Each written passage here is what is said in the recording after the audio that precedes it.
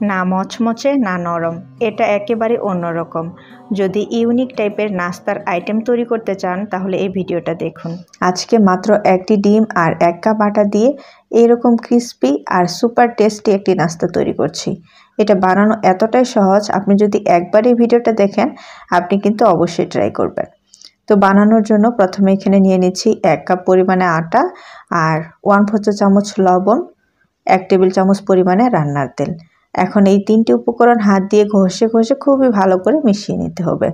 তো প্রথম অবস্থা মনে হতে পারে যে তেলটা কম হয়ে গেছে, তবে ধৈর্য সহকারে ভালো করে একটু ময়ান দিয়ে দিবেন, তাহলে দেখবেন 1 কাপ আটার জন্য 1 টেবিল চামচ তেলই যথেষ্ট। তারপর নর্মাল পানি দিয়ে একটা ডো বানিয়ে নিচ্ছি। তো অল্প অল্প করে পানি দিয়ে আমি যে দেখুন একটা সফট ডো তৈরি করে নিয়েছি। তারপর 10 মিনিটের জন্য ঢাকনা দিয়ে ঢেকে রাখবো। তো এখন একটা কড়াই গরম করে সেখানে 1 চামচ রান্নার তেল দিয়ে দিলাম, 1/2 চামচ জিরা ফোড়ন দিয়ে দিব। তো জিরাগুলো যখন চটপট করে ফুটে উঠবে তখন এখানে 1 কাপ পরিমাণে মিহি কুচি করে নেওয়া পেঁয়াজ দিয়ে দিচ্ছি। তারপর দিয়ে দিচ্ছি 2টি কাঁচামরিচ কুচি, 1/2 চামচ লবণ। এখন যতক্ষণ না পেঁয়াজটা নরম হয়ে যায় ততক্ষণ ভেজে নিতে হবে। তো এই যে দেখুন পেঁয়াজটা নরম হয়ে গেছে।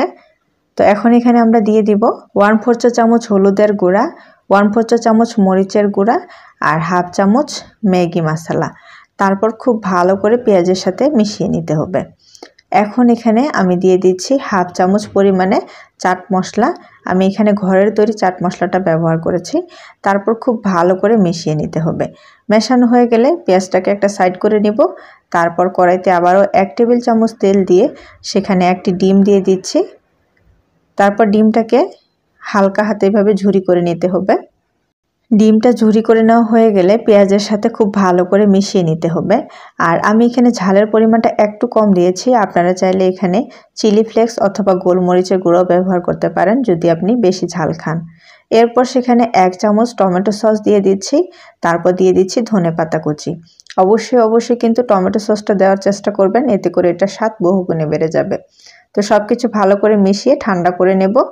এরপর আমরা যে ডোটাকে 10 মিনিটের জন্য রেস্টে রেখেছিলাম সেটা ঢাকনাটা সরিয়ে হালকা একটু ময়ান দিয়ে ছোট ছোট করে লেচি কেটে নেব। তো আমি এখানে 6 পিস লেচি কেটে নিচ্ছি। তারপর 2 হাতের মাঝখানে গোল করে নিয়েছি। এখন একটা পিঁড়িতে নিয়ে তারপর যতটা সম্ভব এটাকে পাতলা করে বেলে নিতে হবে। তো পাতলা করে বড় সাইজের আমি একটা রুটি বেলে নিয়েছি। আমরা যে পুরটা তৈরি করে রেখেছিলাম সেখান থেকে 2 চামচ আমি রুটির সাইডের অংশটাতে দিয়ে দিলাম। তারপর এই যে সাইডের অংশগুলোতে পানি লাগিয়ে নেব। এইভাবে সাইড থেকে ভাঁজ করে দিতে হবে। তারপর এটাকে রোল করে নিতে হবে, তাহলে ভিতরে কোনো তেল প্রবেশ করতে পারবে না। তো এইভাবে এখন সবগুলো নাস্তা তৈরি করে নিব। আর এই যে দেখুন সাইডের অংশগুলো এইভাবে একটু চেপে দিবেন, তাহলে খুব ভালোভাবে লেগে থাকবে। এদিকে আমি কড়াইতে খুব ভালো করে তেল গরম করে নিয়েছি। তারপর সেখানে নাস্তাগুলো দিয়ে দিচ্ছি। এখন যতক্ষণ না 2 পাশে লালচে কালার হয় ততক্ষণ মিডিয়াম টু লোয়ের মাঝামাঝিতে রেখে নাস্তাগুলোকে ভেজে নিতে হবে। তো এই যে দেখুন আমার নাস্তাগুলো 2 পাশে লালচে কালার হয়ে গেছে, দেখতে কতটা সুন্দর হয়েছে। তো আমি এখন একটা ছাঁকনি দিয়ে নাস্তাগুলোকে তুলে নিচ্ছি। তো দেখলেন কত সহজে 1 কাপ আটা আর একটি ডিম দিয়ে মুখরোচক এই নাস্তাটি তৈরি করে নিলাম। এটা বানানো যেমন সহজ, খেতেও কিন্তু ভীষণ মজার।